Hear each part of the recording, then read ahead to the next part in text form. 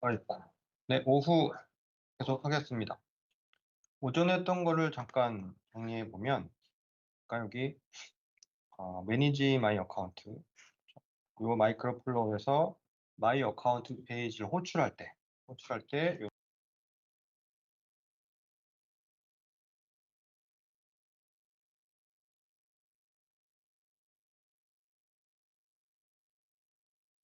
프로님 마이크 뮤트 되셨습니다.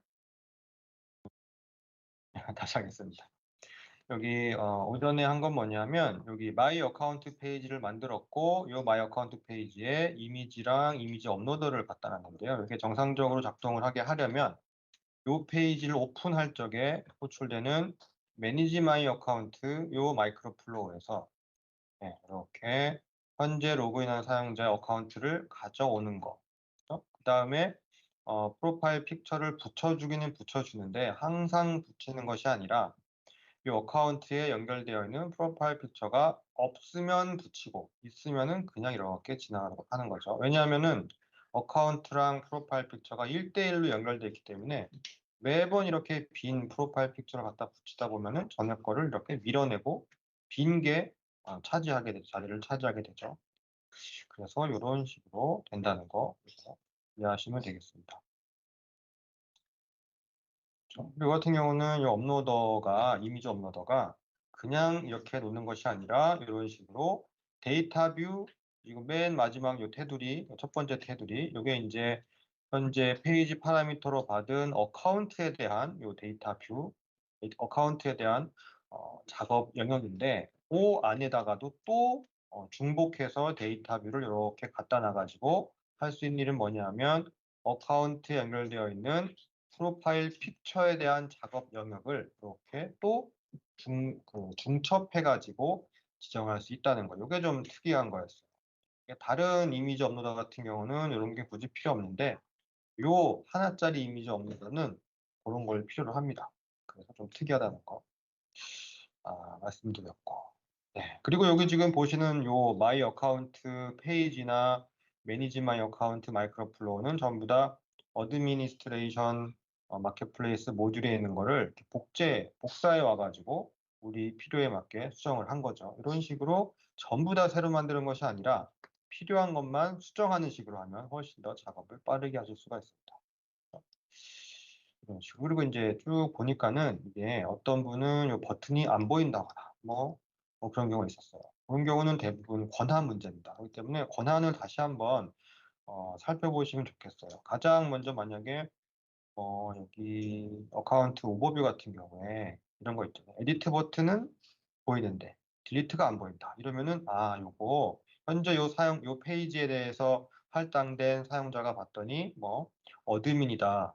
그래서 어드민이다라고 한다면 요 어드민에 대해서 혹시 삭제 액세스 룰에 삭제 권한이 체크가 되어 있지 않나? 이런 거 확인해 보시면 되겠습니다. 그러면 여기서 어카운트에 대한 거니까 어카운트 엔티티에 대해서 이렇게 가보시면 여기에 이게 디폴트로 액세스 룰에 보시면 어드미니스트레이터에 대해서 이렇게 삭제 권한이 체크가 되어 있는데 간혹 막 작업하시다 보면 언체크가 될 수 있죠. 이런 거가 하나 있고요. 그 다음에 메뉴가 어떤 사람은 보이고 어떤 사람은 안 보이고 하는 게 내가 의도한 대로 관리자는 요 어카운트 오버뷰랑 이런 게 보이고 또 인플루이나 매니저는 얘가 안 보이고 대신 마이 어카운트가 보이고 이런 식으로 의도한 대로 보이거나 안 보이거나 하는 건 맞는데 그냥 아예 안 보인다. 그렇게 했을 때는 분명히 유저 롤이랑 모듈 롤의 연결고리가 뭔가 빠졌거나 뭐 잘못됐거나 그랬을 거예요. 그러니까 그 부분을 살펴보시면 되고 다시 한번 리마인드 하시기 바랍니다. 자, 지금 보시면 기본적인 거는 됐죠. 그 다음에 한 가지 더 말씀드릴게요. 이건 사실 첫 번째 시간에 했어야 되는 건데 조금 뒤로 밀어놨던 겁니다. 여기 한번 볼게요. 여기 위에 보시면은 누를 수 있는 버튼이 조금 있어요. 여기 플레이 버튼은 로컬에서 실행시키는 현재 여러분 작업하고 계시는 그 컴퓨터에서 실행시키는 그거고 요 쇼핑 카트는 맨딕스 마켓플레이스 모듈을 다운받을 수 있는 마켓플레이스 이동하는 그 버튼이고 바로 요 옆에 있는 거. 요 이름을 잘 보세요. 프로젝트 대시보드잖아요. 프로젝트 대시보드.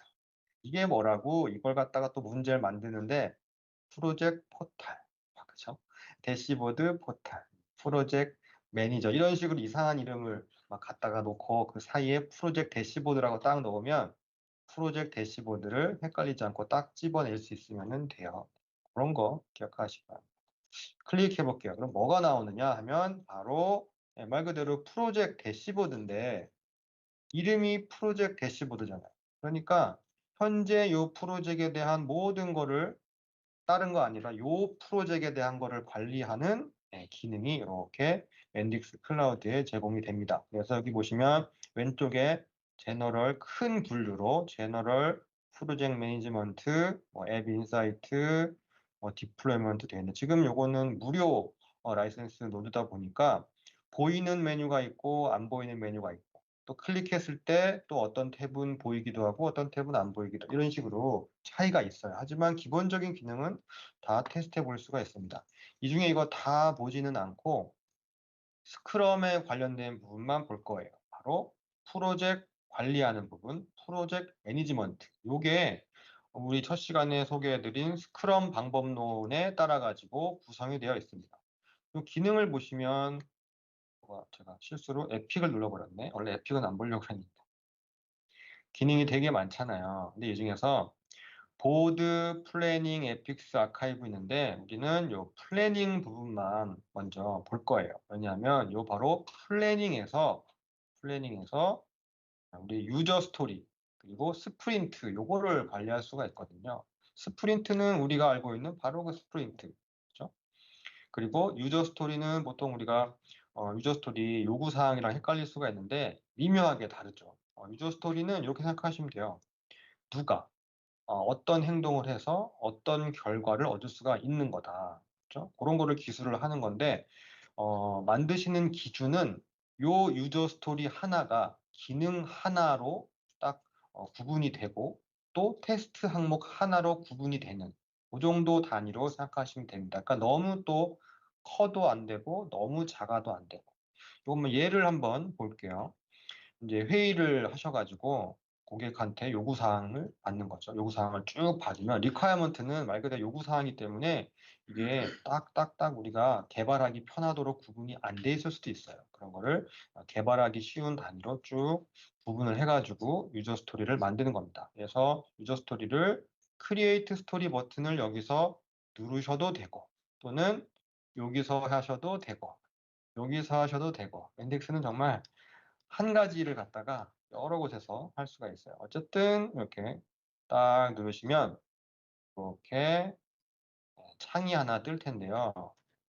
요 창이 뜹니다. 요 타이틀 여기다가 이제 아주 좋은 모범 답안에 해당하는 스토리 타이틀을 만드는 방법을 알려드릴게요. 요거는 세 부분으로 만드시면 됩니다. 첫 번째, 이거 누가 하는 거냐가 명확해야 돼요. 누가. 왜냐하면 이게 누가 하는 게 명확해야지만 우리 그 권한 체크도 하고 롤 구분도 하고 그러잖아요. 그래서 이거는 이제 액터라고 얘기를 하죠. 액터. 근데 액터는 보통 이제 유저 롤로 구분을 하는데 사실 뭐 개발하시다 보면은 유저를 모듈로 구분해 갖고 생각하셔야 되겠죠. 어쨌든 얘는 롤이 구분되는 액터가 일단 들어가고요. 주어가 되는 거예요. 누가. 이 기능 누가 하느냐. 플러스 뭘 하느냐. 그렇죠. 기능이니까 뭘 하는지가 추가돼야겠죠. 액션. 액터가 뭘 하는 거. 사실 기능이라고 생각하면 액터가 뭐 하는 거. 예를 들어서 관리자가 어카운트 목록을 본다. 뭐 끝이잖아요. 그죠? 그리고 또는 계정 없는 어노니머스 유저가 어카운트 생성 요청을 할 수 있다. 하고 끝날 것 같지만 여기다가 하나 더 붙이셔야 될 게 이 결과로 얻을 수 있는 거, 리절트 또는 뭐 어치브먼트 뭐 이런 거를 쓰셔야 돼요. 사실 이걸 안 쓴다고 해서 개발 못하는 건 아닌데 이걸 씀으로써 좀 더 앞부분이 명확해지고 예를 들면은 이게 이 기능이 왜 필요하지? 예를 들면은 이런 게 수가 있잖아요.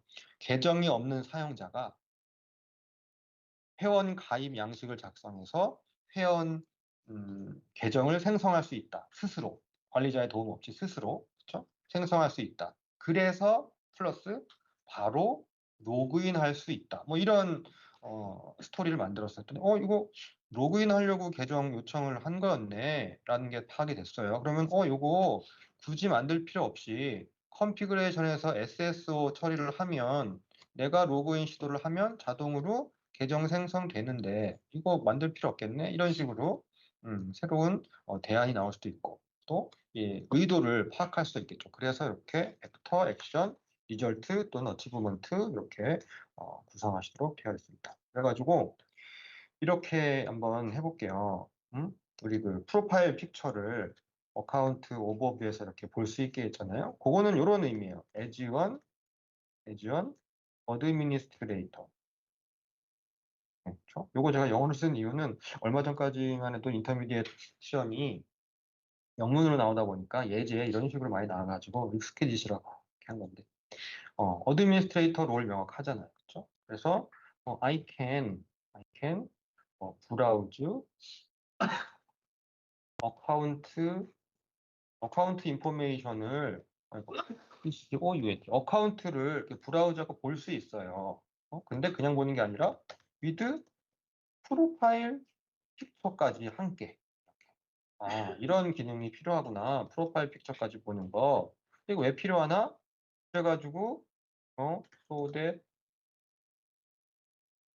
I can 그 어카운트 사용자들을 쉽게 구별할 수 있다. 뭐 이렇게 뭐 easily recognize 어쩌고저쩌고 이렇게 할 수 있죠. 이렇게 이런 식으로 만드시면 됩니다. 그리고 뭐 상세한 설명, 이 일 누가 할 건지 선택하실 수가 있고 요거를 어디에다가 추가할지 바로 다음 스프린트에 할지 아니면은 백로그에 놨다가 나중에 하나씩 이렇게 다음 작업할 때 이렇게 올려가지고 할지 이런 식으로 할 수 있고 요거를 수행하기 위해서 필요한 별도의 태스크가 있다라고 하면은 쭉 예를 들어서 프로파일 이런 거 있죠.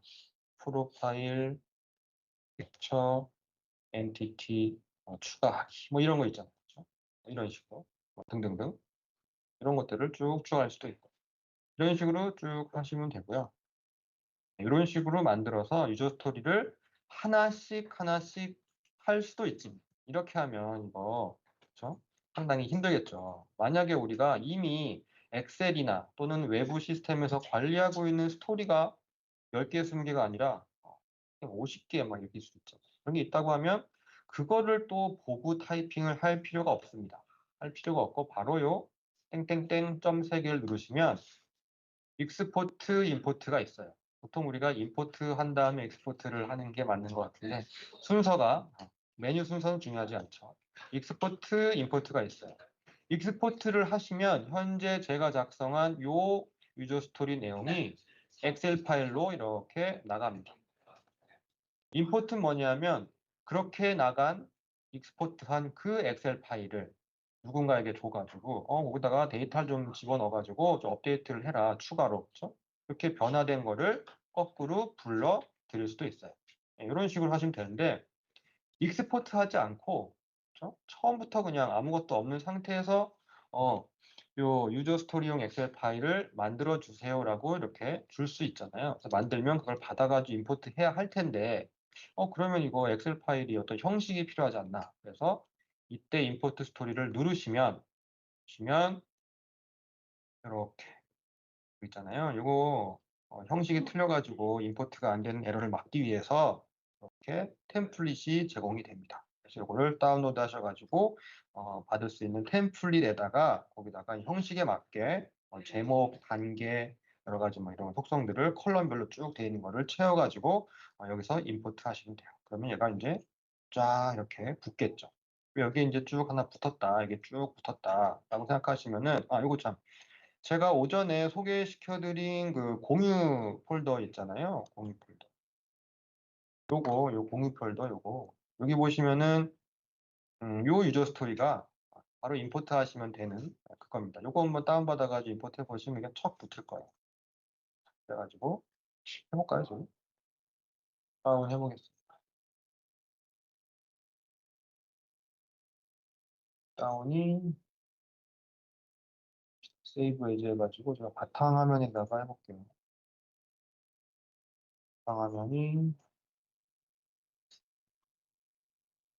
됐습니다. 이건 임포트 한번 해볼게요. 뭐 금방 할 수 있는 거니까. 그래서 임포트 해가지고 브라우즈 해가지고 바탕화면에 있는 거를 이렇게 선택하고 컨티뉴 하면 얘가 한번 뭐가 들어있나 내용을 한번 보여줄 거예요. 요거 있는데 이거 맞냐? 맞다. 별 그런 거 없다. 특별한 거 없다. 그러면은 컨티뉴 하시면은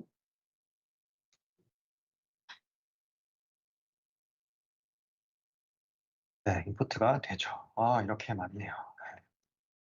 자, 요것도 요거랑 비슷한 걸 제가 이렇게 했네. 자, 그럼 요건 필요 없겠죠? 요거는 필요 없겠네. 뭐 삭제. 자, 그러면 이제 이렇게 쭉 백로그에 이렇게 있는 것 중에서 자, 다음 스프린트에 할 일을 자, 이제 찾아보는 거예요. 다음 스프린트에는 요거를 해보자. 얘를 갖다가 이렇게 옮기시면 돼요. 또, 요것도 한번 해보자. 이렇게 옮기시면 돼요. 자, 이렇게 옮기셔도 되고, 아니면 얘를 딱 눌러가지고, 따당 누르시면은 얘가 이렇게 열리잖아요. 여기에서 넥스트에다가 옮기셔도 되고, 여러 가지지만 똑같은 거예요. 이런 식으로 해서 다음 스프린트에는 요거를 해야지. 이렇게 정리가 됐죠. 자, 그럼 이건 다음 스프린트예요. 현재 이제 그 다음 주가 돼가지고 일을 시작해야 돼요. 그러면은 스프린트를 시작을 하겠다라고 하면 오른쪽에 있는 점 3개 메뉴 누르시고 스타트 스프린트를 합니다. 이러면은 요 넥스트 스프린트에 있는 게 액티브 상태로 돼요. 자, 스프린트 1, 따다단, 내용 쓰시고, 듀레이션 쓰시고, 스타트 하시면은 자, 넥스트 스프린트가 시작이 되면서 바로 처음에 요 보드 부분 제가 안 눌렀잖아요. 근데 자동으로 얘가 요 내가 선택한 유저 스토리를 끌어가지고 보드에 이렇게 칸반 보드에 이렇게 보여줍니다. 그래가지고 지금 보시면 앞으로 할 일이니까 투두에 이렇게 있어요. 그럼 내가 만약에 요 업무 하나 할당 받았다. 요거 하나 할당 받았다. 그래가지고 요거를 업무를 개시라고 하면은 상태를 여기서 끌어가지고 인 프로그레스로 이렇게 바꿔주시고 시작을 하셔도 되고 아니면 여기서 항목을 하나 클릭하시면은 열리죠. 열리면 상태를 투두가 아니라 인 프로그레스 이렇게 하셔도 되고 이렇게 하시는 겁니다. 이렇게 하시고 개발을 마쳤어요. 그러면은 이제 이걸 테스트를 해야 되니까 테스트 상태를 이렇게 넘기시고 다른 사람한테 테스트 팀한테 뭐 어사인을 하시면 그분들이 테스트를 해보시고 테스트가 통과되면 이거를 마쳤다라고 도안으로 이렇게 만들겠죠. 이런 식으로 업무를 하시면 됩니다. 이건 아주 심플한 ALM 기능 중에 아주 심플한 스크럼을 지원하기 위한 아주 그냥 최소한의 기능만 이렇게 제공을 하는 거예요. 이런 식으로 전부 다 이렇게 돈을 이렇게 전부 다 하지 말고 2개는 완료했어요. 우리가 항상 완료하는 건 아니니까 하나는 아직 작업 중이에요. 뭐 이럴 수도 있잖아요. 그렇죠? 이렇게 했는데 벌써 2주가 다 지나가 버린 거예요. 스프린트 리뷰를 해야 돼. 이거 어떡하지? 딱 봤더니 플래닝에 가봤더니 이렇게 볼 수 있는 거. 얘는 일 마쳤는데 얘는 아직도 프로그레스네. 하지만 시간이 됐으니까 스프린트를 마치고 다음 거를 시작할 수밖에 없잖아요. 그렇죠? 그러면 이제 다음 스프린트에 뭐 요거 해야지 이렇게 뭐 이렇게 되어 있는데 얘는 아직도 인 프로그레스네 이거 어떻게 하지? 하지만 스프린트는 맞춰야겠네라고 하면 여기서 엔드 스프린트를 에디트가 아니라 엔드 스프린트를 누르시면 현재 액티브된 얘를 종료를 할 때, 골 이거 했냐? 아니요. 노 하고, 요게, 요런 게 있어요. 스토리 하나가 이거 컴플리트 안 됐네. 이거 어떻게 할래? 라고 물어봐요. 그러면 여기서 다음 스프린트를 보내겠다. 아니면은, 리파인먼트, 백로그, 여기 리파인먼트 여기 밑에 있는 거, 요거를 보내겠다. 이렇게 할 수 있죠. 그러면 그냥, 못했으니까 다음으로 넘겨야지. 이렇게 한 다음에, 컨펌 앤 스타트 뉴 하시면은, 다음 스프린트가 이렇게 시작이 돼요. 이렇게 나오죠.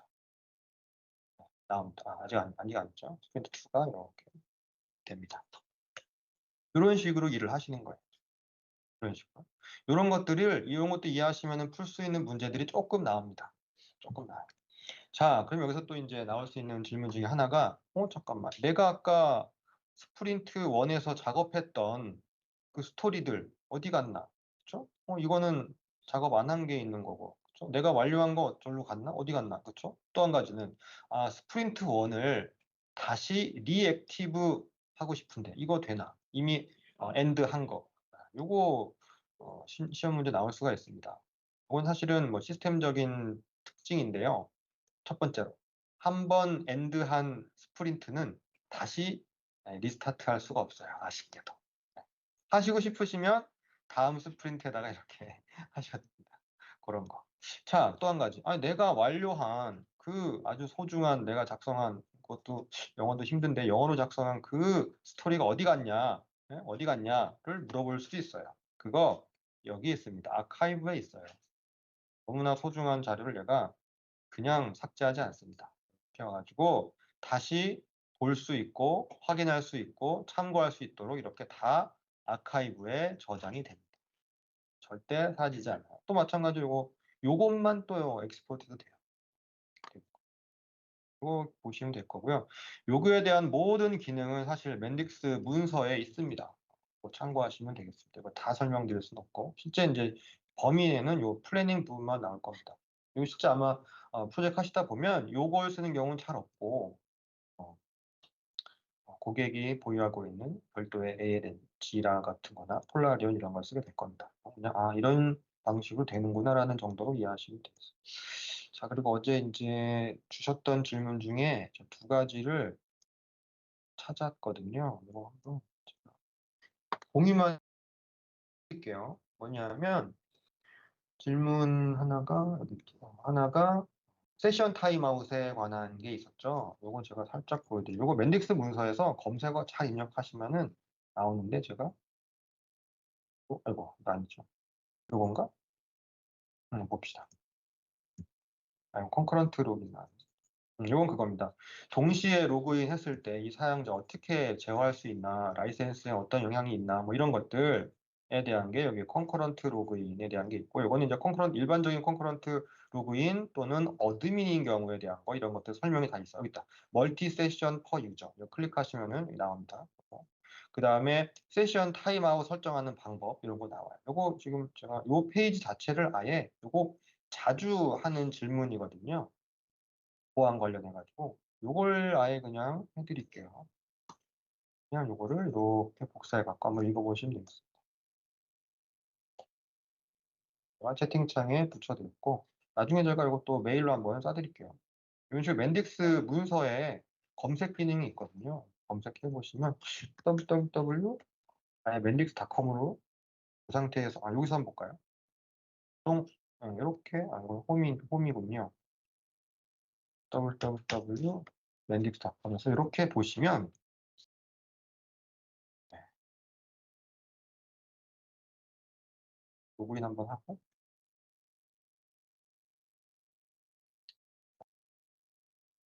검색을 하실 수가 있어요. 한번 테스트로 이거 한번 해볼까요? 우리 베스트 프랙티스, 그죠? 개발할 때 이렇게 하면 좋다. 보고 베스트 프랙까지만 쳐도 나옵니다. 그런데 베스트 프랙티스에 대한 게 정말 많아요. 이 중에서 이제 여기 지금 범위를 독스로 일단 한정을 이렇게 해주시고요.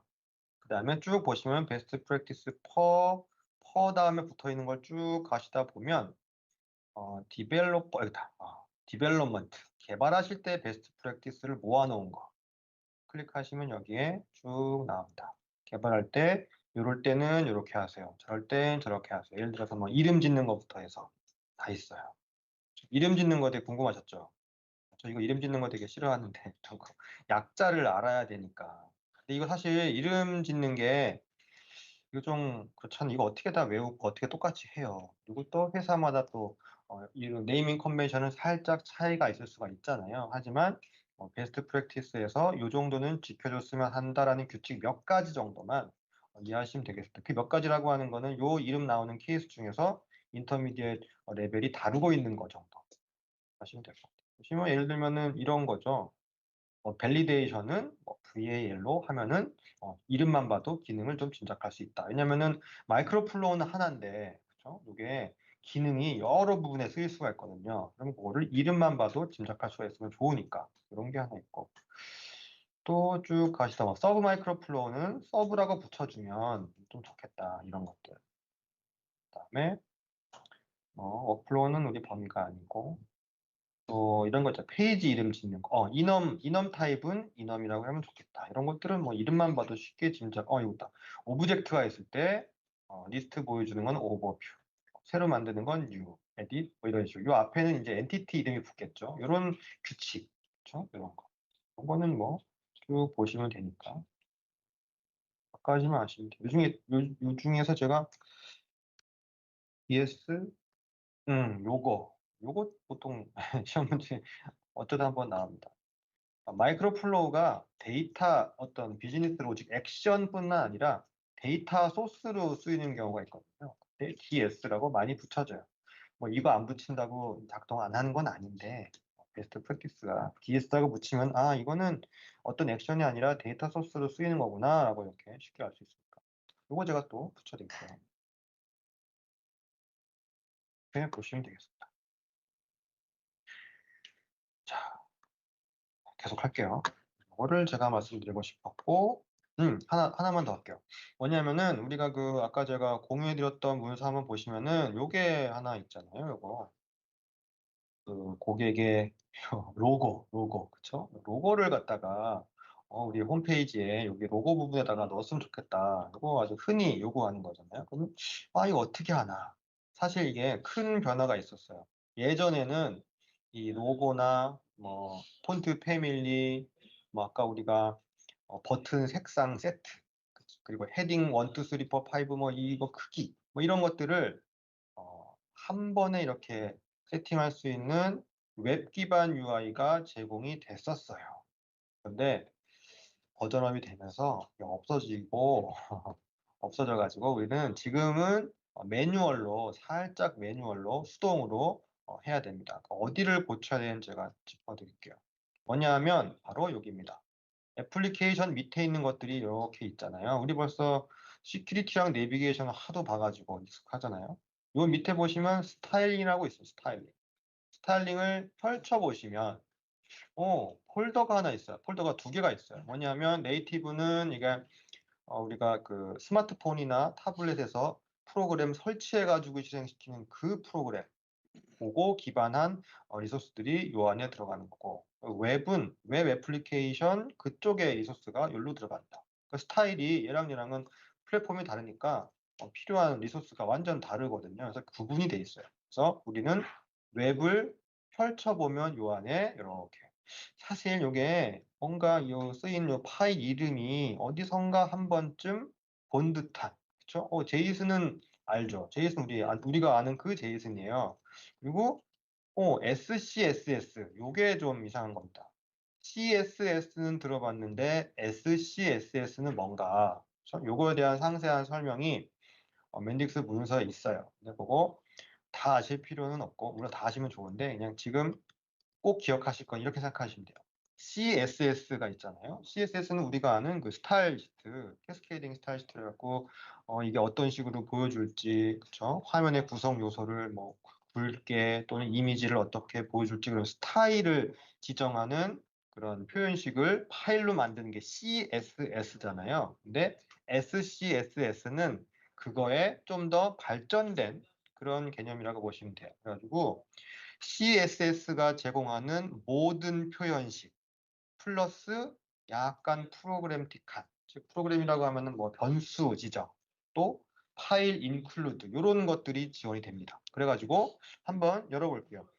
가장 먼저 이렇게 프로그램이 메인부터 보통 열거든요. 그래서 메인을 딱 열어봤더니 이렇게 이거 임포트는 보통 우리 프로그램 할 때 자바 할 때 임포트 이런 거 하잖아요. 얘는 CSS인데 SCSS다 보니 이런 것도 작동을 합니다. 이 말은 뭐냐면 커스텀 베리어블스 .scss를 여기다 갖다가 집어넣어라. 이런 식으로 임포트를 여러 개 하면은 요 파일 SCSS가 내가 선택한 SCS를 조합해가지고 또 이렇게 구성하는 일반적인 CSS보다 훨씬 더 좀 플렉서블하게 구성할 수가 있는 그런 게 제공이 됩니다. SCSS에서. 그래서 얘를 한번 가보면은 커스텀 이거잖아요. 얘를 딱 열어보시는 순간 뭔가 익숙하죠.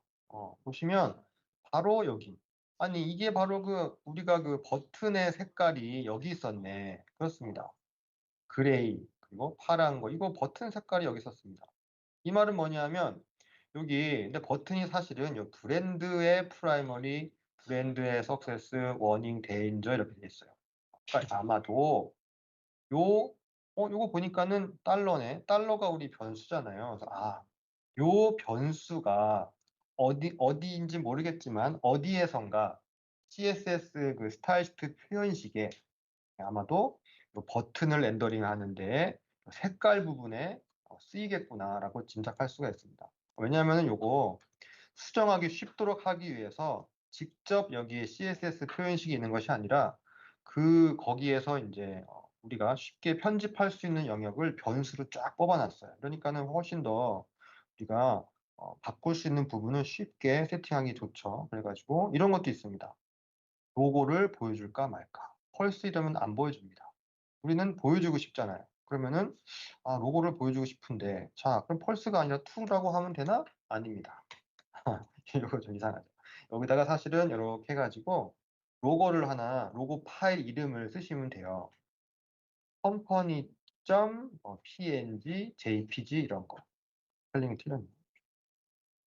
자, 그럼 나오시는 질문이 아니 이름이 company.png면 이거 어디다가 갖다 놔야 됩니까? 그렇죠? 이것도 이제 반드시 알아두셔야 됩니다. 이게 컴퍼니라고 했으면 요 위치는 어딘가? 보시면 스튜디오 프로에서 앱을 클릭하시면 show 앱 디렉토리 인 익스플로러가 있습니다. 탐색기에서 요 프로젝트 폴더 표시해라 이런 겁니다. 이렇게 보시면은 이렇게 열리죠.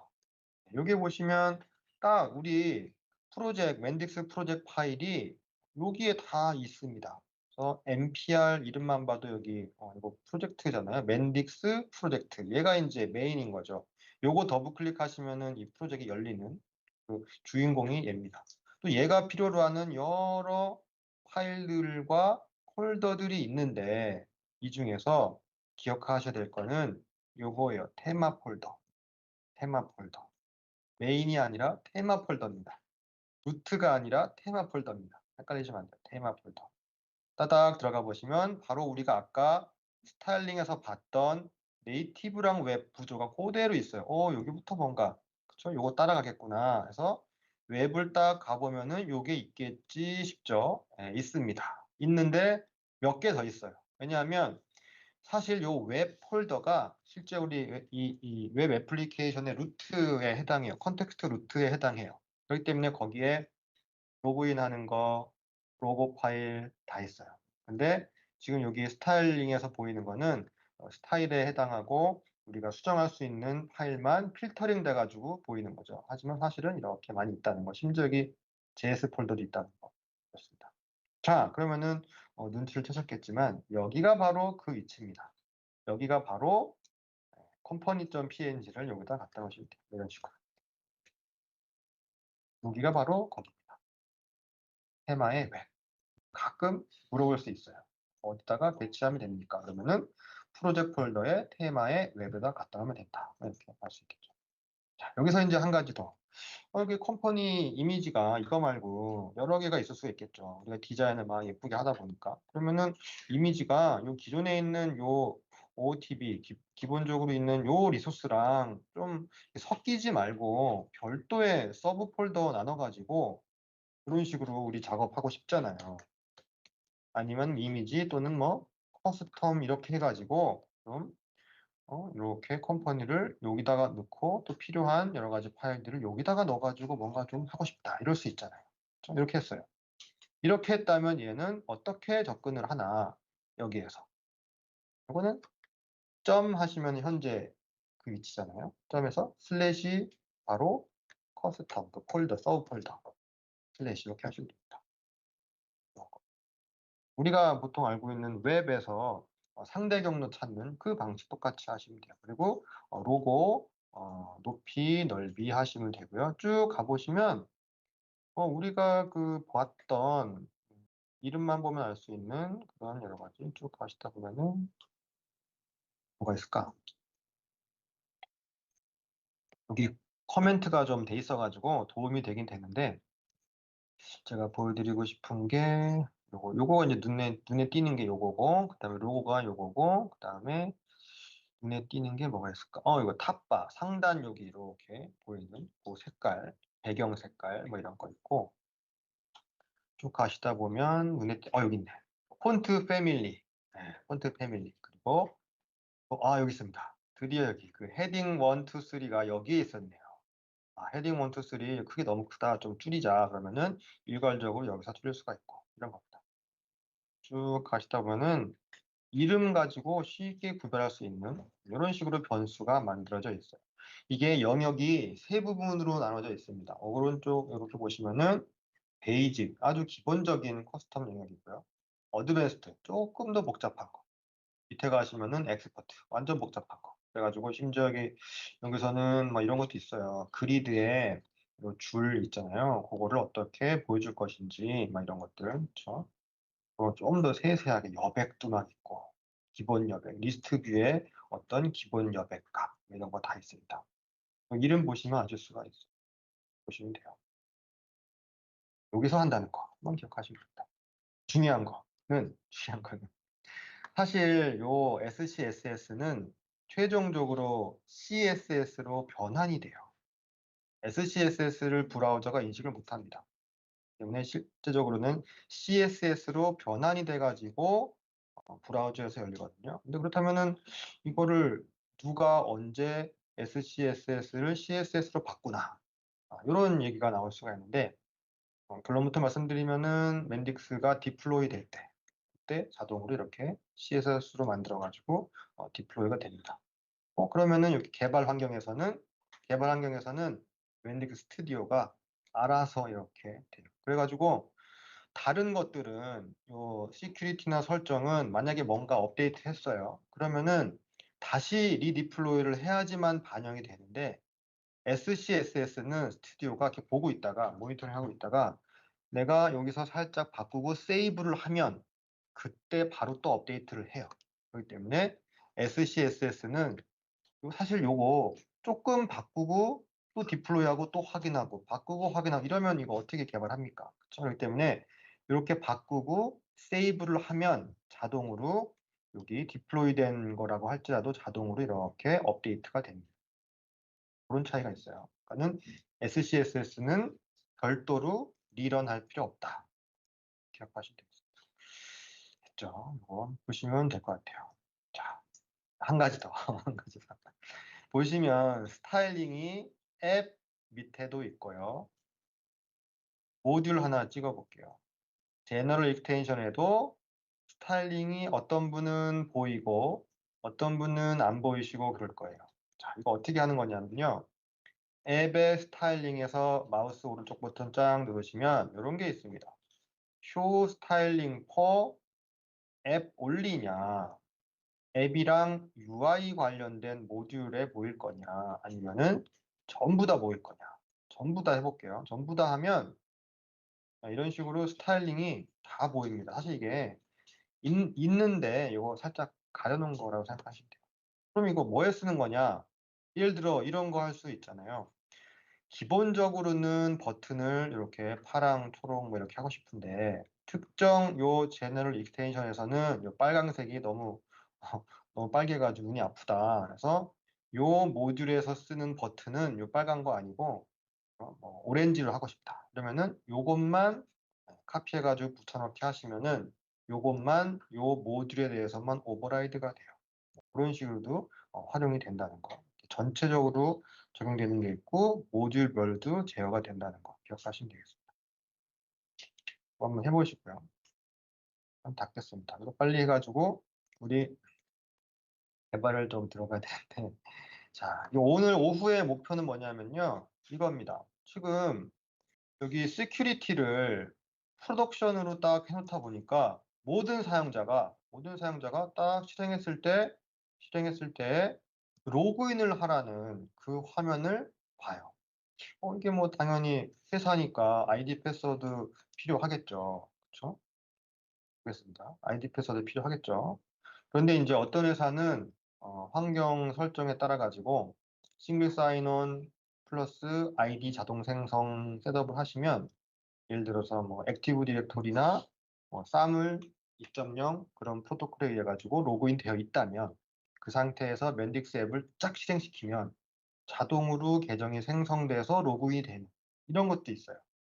어, 하지만 때에 따라서 이거 내가 만약에 여기다가 링크 하나 만들어 가지고 우리 흔히 보는 웹 애플리케이션 이런 거 있잖아요. 클릭 히어 투 크리에이트 뭐 클릭 히어 투 뭐 크리에이트 뉴 멤버 이런 거 있잖아요. 그렇죠? 그런 걸 하나 이렇게 넣어 가지고 요 아이디 패스워드 없는 사용자가 좀 당황하지 않고 여기서 클릭해 가지고 회원 가입할 수 있는 그런 기능을 넣는 것도 사실은 엄청 자주 요구되는 사항이거든요. 그거를 오늘 오후에 첫 번째 시간에 해보도록 하겠습니다. 그거까지 하시면. 자, 여기서 이제 첫 번째 생각해야 될 거. 자, 어디부터 시작을 해야 되나? 어디부터? 바로 여기부터입니다. 앱의 시큐리티. 지금 뭐 시큐리티의 기능이 너무 많아요. 시큐리티에 가보시면 레벨뿐만 아니라 그 기능을 여기부터 오른쪽으로 쭉 나간다 그랬잖아요. 우리 데모 유저까지 봤죠. 바로 데모 유저 오른쪽에 어나니머스 유저가 있습니다. 말 그대로 이거 어나니머스 유저예요. 이거 계정 없는 누군지 모르는 사용자들. 이게 디폴트로 allow anonymous 유저가 로로 되어 있습니다. 이 말은 이거 일반 그 아이디 패스워드 없는 사용자 접속할 수가 없어요. 그러니까 항상 로그인 화면을 보여주죠.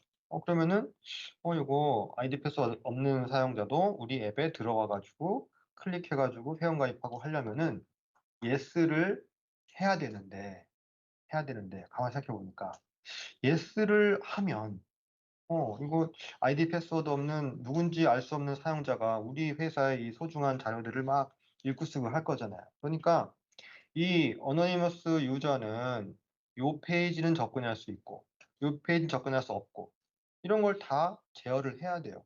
그렇기 때문에 어노니머스 유저도 권한 처리를 해야 됩니다. 권한 처리를 하려면 어노니머스 유저도 롤을 하나 만들어야 돼요. 롤이 있어야 롤별로 권한 처리할 수 있으니까. 그래서 yes라고 이네이블 하기 전에 유저 롤에 가셔가지고 어나니머스 유저용 롤을 하나 먼저 만드셔야 됩니다. 자, 만들 때 또 이제 new 해가지고 이름. 자, 어나니머스니까 어나니머스라고 이름 지을 수 있겠죠. 여기서 나올 수 있는 질문이 어나니머스 말고 좀 게스트로 하고 싶은데요. 이거 될까요? 안 될까요? 이거 당연히 됩니다. 이름이 중요한 게 아니에요. 이 유저로를 어너니머스 유저롱 롤로 쓸 거냐라는 설정을 하는 게 중요하지 이 이름 가지고 이게 정해지지 않습니다. 그래서 어너니머스라고 보통 그냥 하죠. 하지만 게스트, 뭐 언노운 이런 거 다 돼요. 그 다음에 여기서 보시면 그냥 OK 누르시면 A, N, O 어너니머스라는 유저롤 뿐 아니라 어너니머스라는 모듈 롤이 요 선택한 모듈에 다 생겨요. 그거 우리가 바라는 바가 아니죠. 나는 여기 제너럴 익스텐션 여기다가만 넣어가지고 여기에다가 어너니머스 유저를 위한 뭐 회원 가입 양식 뭐 이런 거 하고 회원 뭐 어카운트 생성하는 마이크로 플로 만들고 이런 거 할 거란 말이에요. 다른 모듈에는 이런 거 만들면 안 돼요. 그렇죠? 그렇기 때문에 얘는 언책을 하셔야 됩니다. 언책 안 하시면 만들어 놓고 안 쓰면 그만일 수도 있겠지만 불필요한 모듈롤이 생겨서 자칫 좀 혼동을 줄 수가 있죠. 그래서 이렇게 딱 필요한 것만 이렇게 해서 클릭하시면 유저를 어노 틀렸네 잠깐만 A 어노 어노니 맞나? 그쵸? 노아님하고 잘 안 보입니다. 어너니머스 유저롤과 어너니머스 모듈롤이 여기에 생깁니다. 이렇게. 그렇죠? 자, 그랬으니까 다시 이제 어너니머스 요 탭으로 가셔가지고 그렇죠? yes를 켜시고 그 다음에 요 어너니머스 유저를 컨트롤할 유저롤을 바로 어너니머스 요 유저롤을 이렇게 찍을 수가 있습니다. 이렇게 하시면 돼요. 그리고 OK를 하시면 일단 다 된 게 아니라 준비가 된 거예요. 지금 이 순간부터는 어너니머스 유저가 우리 홈페이지를 들어올 수가 있습니다. 그러면 이제 보안을 한 번 더 생각하셔야 돼요. 내가 원치 않는 리소스가 혹시 실수로 어너니머스 유저한테 이렇게 공개되지는 않을까? 이런 생각을 좀 하셔야 됩니다.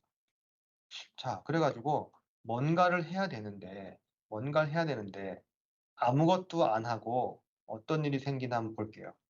왜냐면은 그걸 보시면 뭘 해야겠구나라는 게 쉽게 이해가 가거든요. 첫 번째, 제가 enable anonymous만 하고 이렇게 아무것도 안 하고 재시작해 보겠습니다. 어떤 일이 펼쳐지는지 이거 중요해요.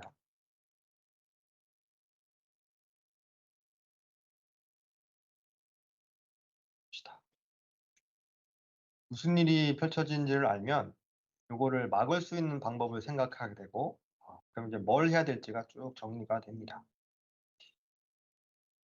그리고 문제가 생겼을 때 이거 뭐 때문에 이렇게 되는구나라고 알 수가 있죠.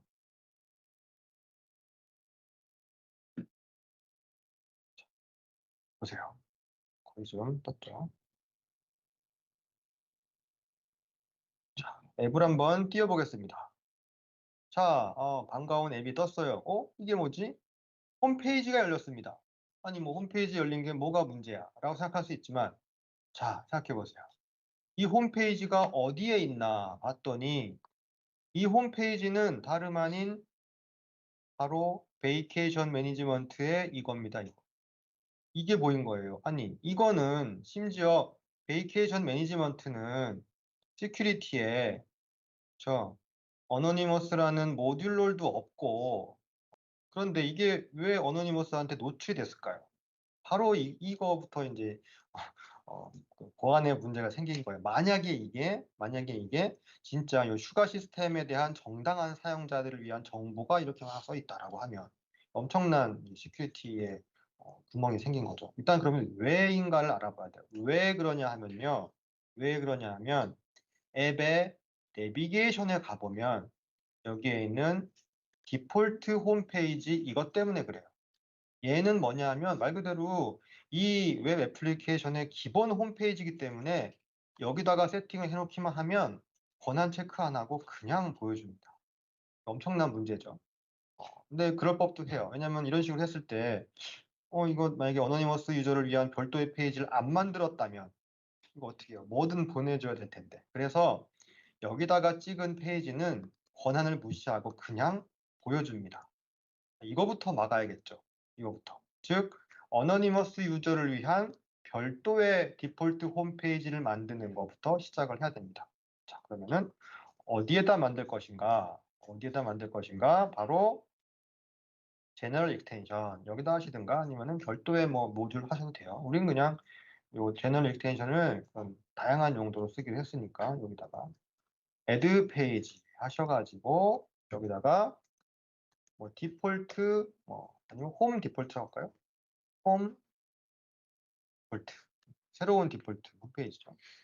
그리고 우리 개발 시간을 단축하기 위해서 혹시 여기에 재사용할 만한 템플릿이 있나 보면 사실은 있어요. 있는데 우리는 연습을 해야 되니까 텅 빈 블랭크로 시작하도록 하겠습니다. 텅 빈 블랭크. 자, 아무것도 없어요. 아무것도 없죠. 이건 어노니머스 유저니까 아무것도 보여주면 안 되죠. 보안상. 자, 그러면은 이 페이지가 어노니머스 유저한테 보이도록 하려면 다시 내비게이션으로 가셔가지고 요거를 바꿔주셔야겠죠. 디폴트 홈페이지를 선택. 요거 아니고 방금 만든 홈 디폴트 요거로 하시면은 얘가 뜰 거예요. 얘가 뜰 겁니다. 여기까지 좋아요. 자, 그러면은 아이디 패스워드를 가진 사람이나 가지지 않은 사람이나 이 페이지를 보게 될 텐데, 그렇죠. 그러면은 아이디 패스워드 가진 사람은 여기에서 로그인을 해야 될 거고, 어노니머스 유저는 가입 양식으로 넘어가는 링크를 클릭을 해야 되니까 여기다가 뭔가 로그인 기능, 그리고 가입으로 이동하는 뭔가 페이지 링크 이런 걸 만들어야 될 것 같아요. 그래서 요거 한번 만들어 보겠습니다. 자, 첫 번째로 아이디 패스워드 로그인 기능을 만들어야 된다라고 하면 아이디 패스워드 텍스트 박스 버튼 막 배치하고 오류 메시지 아이디 패스워드가 일치하지 않습니다. 막 이런 거를 해야 되나 막 고민이 되잖아요. 근데 맨딕스는 그런 것들을 고민을 싹 없애주는 요 위젯을 제공을 합니다. 쭉 내려가시다 보면 위젯 중에 아주 고마운 위젯이 있어요. 그러면 여기 어센티케이션이 요 인증 이런 뜻이잖아요. 그래가지고 로긴 아이디, 패스워드, 사인인 버튼, 사인아웃은 로그아웃이죠. 밸리데이션 메시지까지 그냥 갖다가 끌어다가 놓기만 하면 돼요. 이렇게 로긴 아이디, 패스워드, 사인인 버튼, 사인아웃은 여기서 필요 없겠네요. 밸리데이션 메시지까지 이렇게 하시면 됩니다. 이러면은 그냥 된 거예요. 됐죠? 자, 되기는 됐는데 아니 이거 유저네임 패스워드 너무 기네. 이걸 어떻게 할 수 없을까? 줄일 수 없을까? 뭐 직접 요걸 하나하나 적고 줄일 수 있지만 우리 이렇게 한번 해보겠습니다. 우리 또 레이아웃 그리드를 연습을 해야 되니까 우리 아이디어가 뭐냐면 요 화면 여기를 컬럼 2개 나눠가지고 오른쪽에는 로그인하는 왼쪽에는 회사의 멋진 로고나 회사를 대표하는 사진을 보여주는 이런 걸 한번 할 수 있겠죠.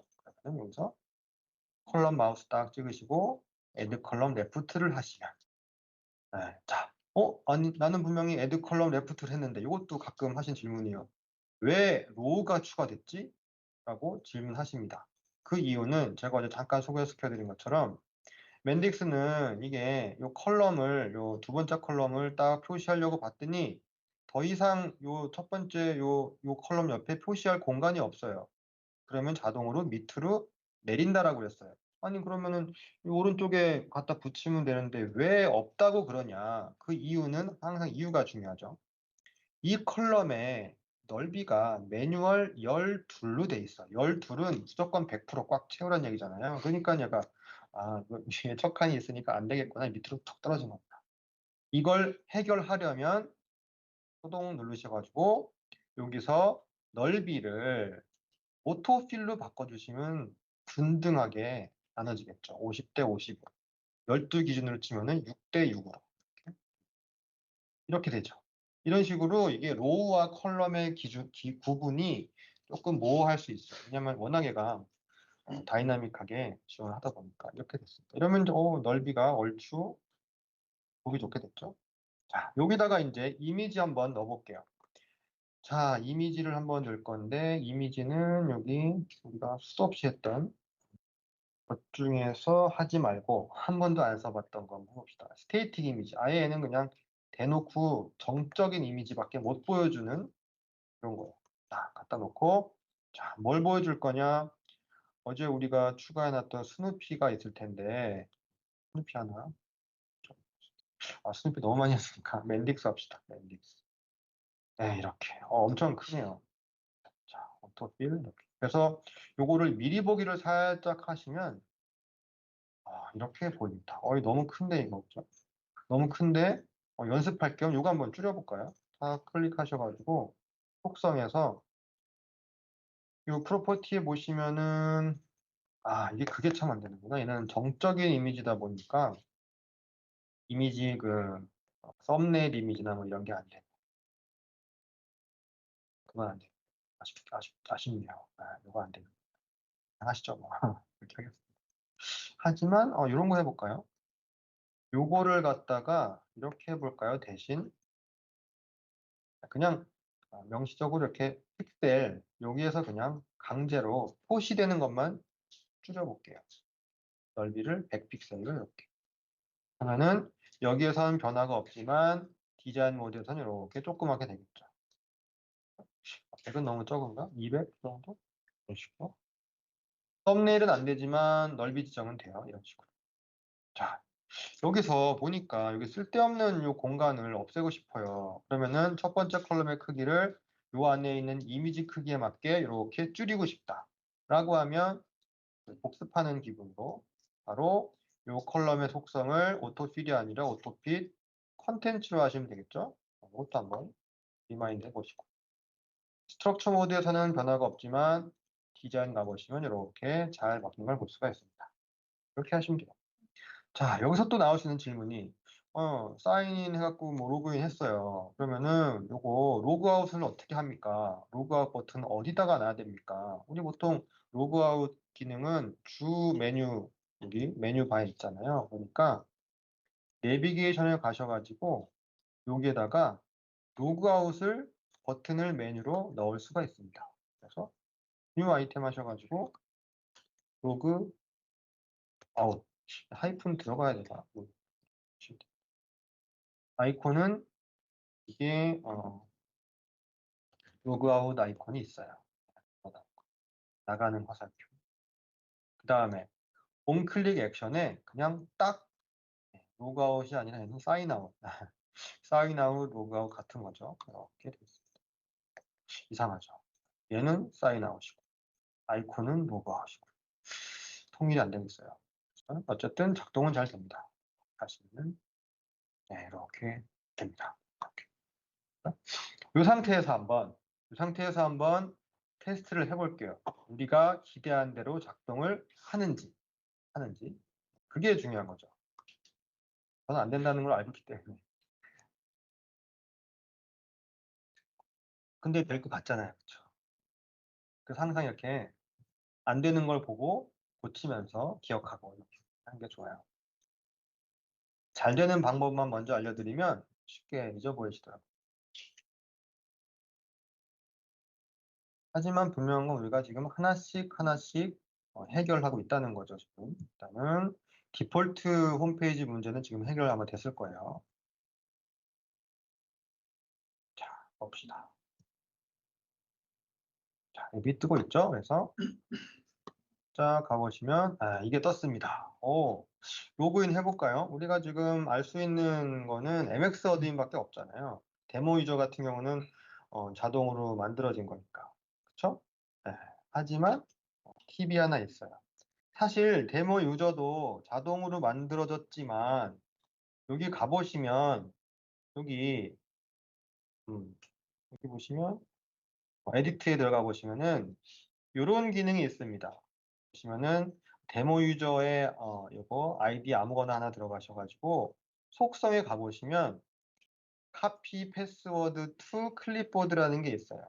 비록 요거 패스워드가 시스템이 자동으로 만들어진 거지만 카피해가지고 여기 로그인할 때 쓸 수 있도록 제공이 됩니다. 그래가지고 데모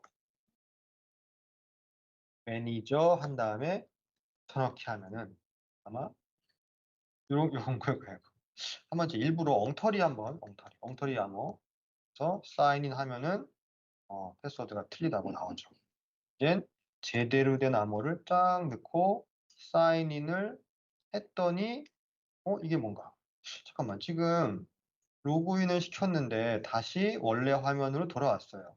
근데 보니까 로그인은 된 것 같아요. 왜냐하면 왼쪽에 있는 메뉴가 보이는 걸로 봐서 로그인이 돼가지고 적절한 롤로 이렇게 뭔가 작동이 잘 되고 있는 것 같아요. 근데 여전히 저는 첫 화면에 있어요. 요런 문제가 생깁니다. 이거 왜 생기는가를 보여드릴게요. 왜 그러냐면요. 내비게이션에서 여기 있네. 디폴트 홈페이지가 홈 디폴트니까 디폴트가 이거니까 여기서 로그인 했다가 다시 디폴트로 온 겁니다. 이게 그렇게까지 돼요. 디폴트니까 당연히 디폴트로 온 겁니다. 근데 우리가 원하는 건 이거 아니잖아요. 우리가 원하는 건 이거죠. 인플로이나 그 매니저는 여기 베이케이션 매니지먼트의 홈 웹, 여기로 좀 갔으면 좋겠고, 그리고 만약에 우리가 별도의 관리자용 메뉴가 있다라고 하면, 그렇죠? 예를 들어서 홈 어드민이 있다라고 하면 관리자는 홈 어드민 페이지로 갔으면 좋겠고 이런 것도 아주 일반적인 바람이잖아요. 롤별로 우리가 보통 말하는 랜딩 페이지를 다르게 설정하는 거. 또 아주 일반적인 요구사항이거든요. 그럼 그거 어떻게 하느냐가 또 시험에서 물어보죠. 자, 그러면 일단 정하는 거예요. 홈 웹은 인플로이랑 매니저용 랜딩 페이지로 하겠다라고 마음속에서. 그리고 홈 어드민을 하나 만들어 보자. 에드 페이지 하셔가지고 하면 시간 걸리니까 복제해 봅시다. 복제. 홈 웹을 마우스 오른쪽 하셔가지고 duplicate하시면은 그대로 복제가 됩니다. 그러면 한 2초 정도 절하게 됐죠. 그래서 홈 웹하고 2번 돼 있는 거를 리네임 하셔가지고 여기다가 홈 어드민이라고 이렇게 이름을 줄 수가 있어요. 이렇게 하시면 순식간에 홈 웹이랑 홈 어드민이 생긴 것까진 좋은데 이거 컨텐츠가 전혀 구분이 안 되죠? 타이틀 바꿔야겠네요. 사실 이거는 페이지 타이틀 위젯으로 하면 가장 좋지만 그냥 빠르게 이거 그냥 구별만 되게 어드민이라고 이렇게 그냥 하겠습니다. 이런 식으로 하셔가지고 롤별로 다른 랜딩 페이지를 만들었고 재료가 준비가 된 거예요. 이걸 가지고 이제 세팅을 하는 거를 보겠습니다. 또 내비게이션으로 가요. 바로 이겁니다. 롤 베이스드 홈페이지, 롤 베이스드 홈페이지, 역할 기반 홈페이지, 롤 베이스드 홈페이지. 이것도 물어봐요. 예를 들어서 사용자 역할별로, 사용자 롤별로 다른 랜딩 페이지를 만들고 싶다. 어디에 설정해야 됩니까? 그러면 내비게이션의 롤 베이스 홈페이지겠죠. 뭐 이상한 다른 비슷한 이름을 이렇게 보여주면은 예를 들어서 세팅의 롤 베이스 홈페이지 이러면 틀린 거예요. 내비게이션에 있습니다. 내비게이션의 롤 베이스 홈페이지 또는 뭐 내비게이션의 디폴트 홈페이지 이러면 또 아닌 거예요. 롤별로 롤 베이스. 들어가 보시면 이렇게 자, 뉴 하셔가지고 롤별로 하나씩 지정을 합니다. 뉴 이번에는 누구 할 거냐? 인플로이부터 하죠. 뭐 인플로이 선택. 인플로이를 어디로 보낼 거냐? 요 타겟. 셀렉트 타겟. 어디로? 인플로이를 어디로? 베이케이션 매니지먼트의 홈 웹으로 됩니다. 이렇게 하시면 됩니다. 그렇죠? 인플로이의 랜딩 페이지는 홈 웹이다. 자, 그러면은 이번에는 매니저의 랜딩 페이지는 어디냐? 셀렉트 타겟 할 때, 잠깐만. 이거 혹시 홈 웹을 인플로이로 했는데 매니저한테 똑같이 홈 웹 해도 될까요? 안 될까요? 이것도 이제 물어볼 수 있잖아요.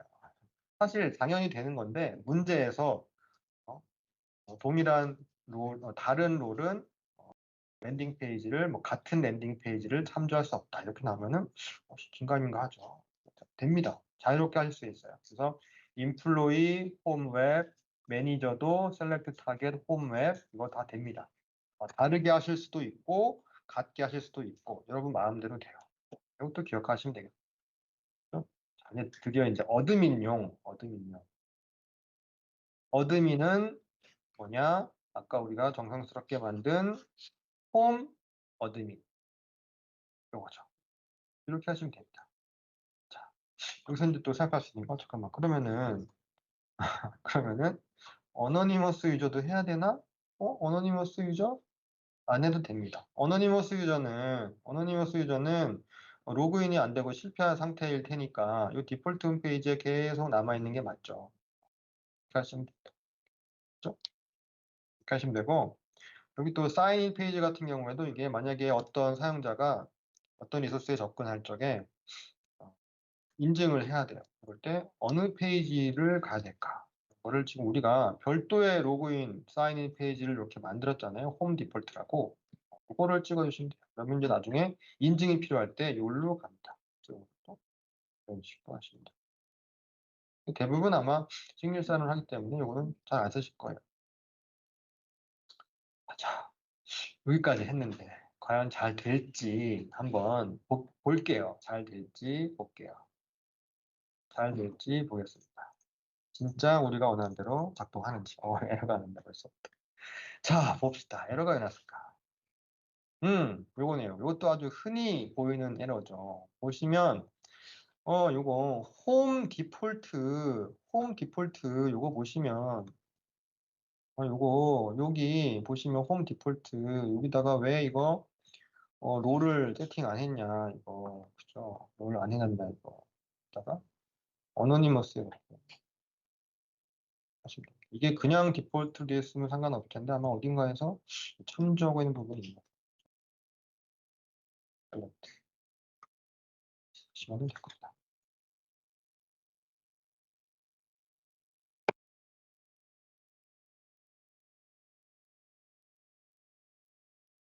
10분 정도 후에 식을 갖도록 하겠습니다.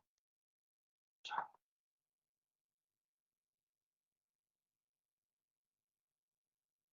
앱이 시작됐습니다. 자, 이 상태. 이 상태에서 우리가 아까 데모 매니저에다가 요 암호 복사해 놓은 걸 가지고 로그인을 해볼게요. 사인인 하는 순간 이렇게 우리가 의도한 대로 잘 작동을 하죠. 로그아웃 누르면은 다시 디폴트로 오고. MX 어드민 되나? MX 어드민 이거 MX 어드민 실제 존재하지 않는 계정인데 요거까지 한번 해보는 거예요. 이것도 될까? 됩니다. 어드민으로 로그인했으니까는 이런 어드민용 기능이 보이죠. 이런 식으로 됩니다. 엉터리 쓰면은 이런 식으로 되고 또 요 데모 기능도 작동을 하고 이렇게 하시면은 돼요. 이게 이제 어노니머스 유저를 yes로 하시는 순간 잘 작동되도록 여러분의 애플리케이션이 잘 작동되도록 해야 하는 일을 쭉 만든 겁니다. 자, 여기까지 끝인가 하면 끝이 아니죠. 끝이 아닙니다. 조금 더 남았어요. 뭐가 남았냐 하면 이거예요. 자, 지금 잘 보세요. 이거 지금 어노니머스용 화면이에요. 그런데 햄버거 메뉴가 보입니다. 아니 햄버거 메뉴 보이는 게 뭐가 대수냐. 어차피 얘는 권한이 없기 때문에 아무런 메뉴가 없는데. 그렇죠? 하지만 또 보안 측면에서는 이 자체가 보이는 게 이건 필요 없는 불필요한 거다라고 생각을 하거든요. 그리고 심지어 여기 뭐 로고 만약에 옆에 뭐 다른 뭔가 있다면 그렇죠? 그것도 좀 이상할 수. 예를 들어서 뭐 지금 남아 있는 휴가일수 이런 거 보일 수 있잖아요. 이거는 정당한이 아니라 아이디 패스워드 가진 사람이 잘 들어왔을 때 보여주는 UI지 이거는 그냥 일반에 공개된 UI 레이아웃이 아니다 생각할 수 있어요. 그러면은 자, 페이지뿐만 아니라 요 디자인 자체를 통으로 이런 소중한 정보를 하나도 안 보여주는 정말 텅 빈 깡통 같은 깨끗한 레이아웃이 어노니머스 유저를 위해서 필요합니다. 네, 보안을 위해서. 그걸 한번 해볼게요. 자, 그걸 알려면은 왜 우리가 이런 레이아웃을 가졌나부터 생각해야 돼요. 우리가 왜 이게 보였지? 난 아무것도 특별히 한 게 없는데 라고 생각할 수 있지만 사실 이게 보이는 이유는 어떤 페이지든 이 페이지가 사용할 레이아웃이 있는데 이 레이아웃이 바로 그 아틀라스 디폴트로 되어 있기 때문에 그래요. 아틀라스 디폴트는 로고 여기 보여주고 여기 MX 로고거든요. 왼쪽에 메뉴 보여주고 요 햄버거 메뉴 버튼이 오거든요. 이게 디폴트입니다. 그럼 딴 게 뭐가 있나 봤더니 탑바 눌렀더니 살짝 바뀌죠. 여기 메뉴가 왼쪽이 아니라 위에 이렇게 나옵니다. 이런 식으로 이게 레이아웃이 있고 요게 어떤 요 컨텐츠가 화면에 어떻게 표현될지를 정의하는구나라는 것을 알았어요. 그러면 우리가 지금 필요한 건 어노니머스 유저용 레이아웃이 되겠습니다. 자, 그럼 우리가 레이아웃을 어떻게 만들지? 레이아웃 만들어 볼까요? 그러면은 마우스 오른쪽 여기다 만들 거니까 딱 누르시면 add other에 보시면 가장 자주 쓰는 게 항상 가까운 데 있다고 했잖아요. 이미지 컬렉션 바로 밑에 레이아웃이 있습니다. 레이아웃. 사실 이건 별거 아닌데 100번에 한 번 이상하게 저는 눈이 여기 가는데 가끔 눈이 이쪽으로 가셔가지고 여기 보시면은 요거 도큐먼트 템플릿을 누르고 레이아웃이 안 될까요? 이런 경우가 있어요. 왜냐면 이게 가운데 있으니까 이게 눈이 가신다고 하더라고요. 왜인지는 모르겠으나 레이아웃이랑 도큐먼트 템플릿이 아이콘이 똑같이 생겼어요. 이거. 하지만 레이아웃을 선택하셔야 돼요. 자, 레이아웃의 이름은 뭐 어노니머스 레이아웃 아니면 진짜 레이아웃 디폴트 또는 뭐 커스텀 컴퍼니 뭐 이런 식으로. 플랫폼은 웹이고 리스폰시브. 만약에 이거 대화 상자용 하고 싶으시면 모달 팝업 찍으시면 돼요.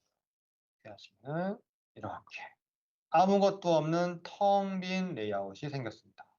자, 아무것도 없는 텅 빈 레이아웃에 얘가 뭐냐? 이것도 시험 문제 나오죠.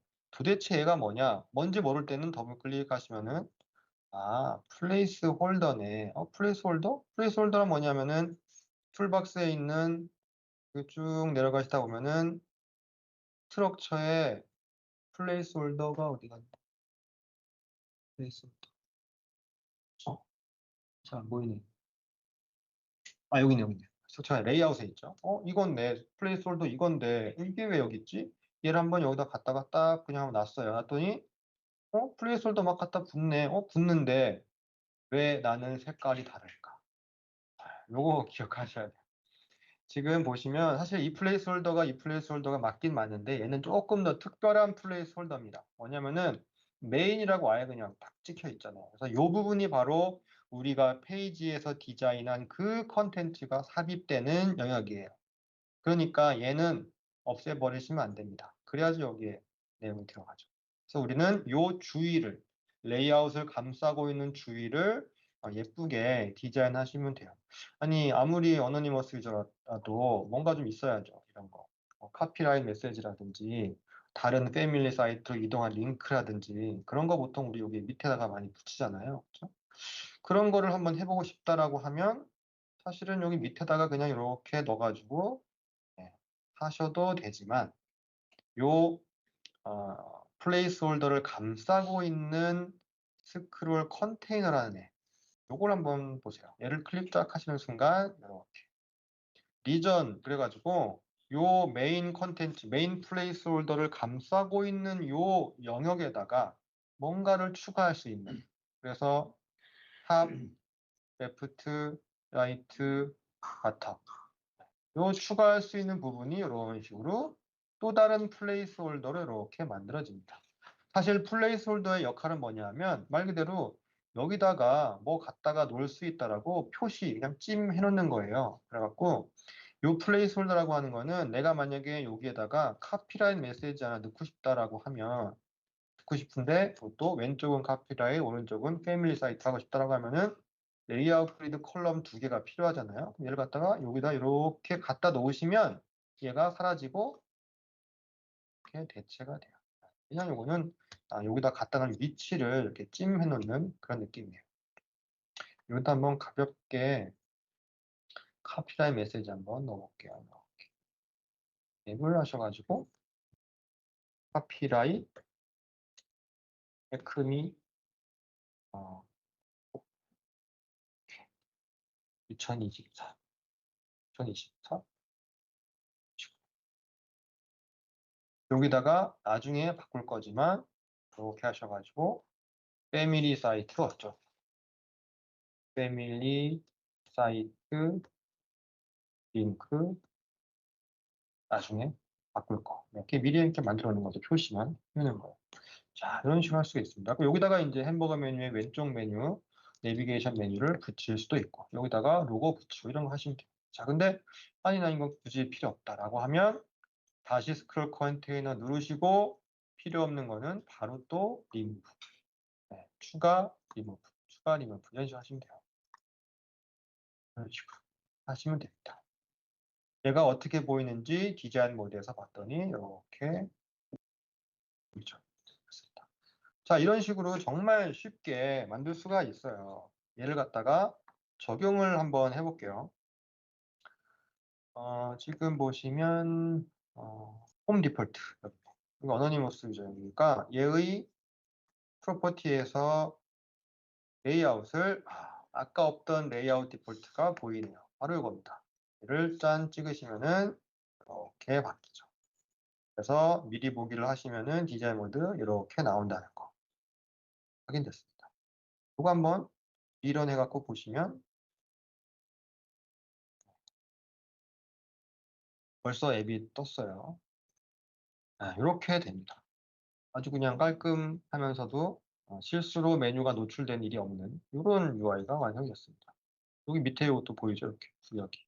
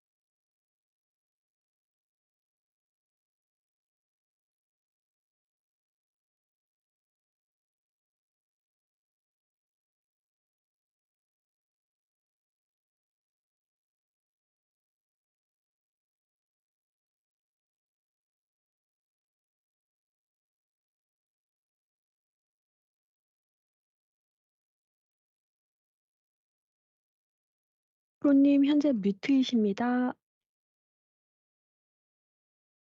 네. 이게 뭐가 좋으냐 하면 얘의 장점은 만약에 패밀리 사이트가 픽스가 됐어요. 그러면은 일일이 페이지 가서 고치실 필요 없이 요 스니핏에 가서 패밀리 사이트 링크를 A, B, C 한다고 치시고 얘만 바꾸면 얘를 참조하고 있는 모든 페이지에도 다 이렇게 반영이 됩니다. ABC 보이죠? ABC 보이죠? 요게 스니핏이에요. 재사용 가능한 UI 컴포넌트인데 얘는 참조 관계를 가지고 하나 만들어 놓으면 얘를 갖다가 똑같은 애가 이렇게 바라보고 있는 거예요. 얘만 고치면 다 업데이트가 되는 거죠. 요게 스니핏입니다. 이 말은 스니핏이 있다면 이런 것도 있을 수 있겠죠. 이따 하겠지만 스니핏은 원본을 고치면 이걸 쓰고 이걸 참조하고 있는 다른 애들이 다 이렇게 업데이트가 되는데 때에 따라서 이런 거일 수 있잖아요.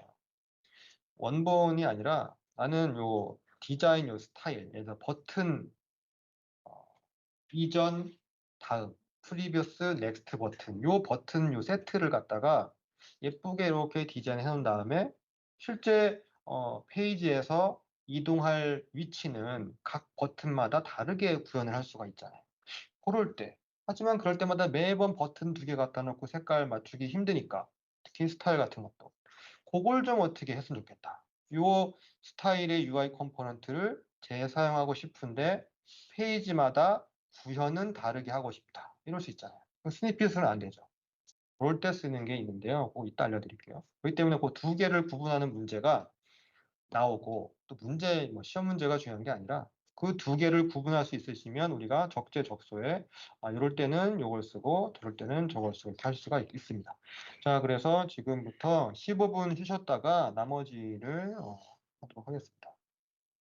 진짜 휴가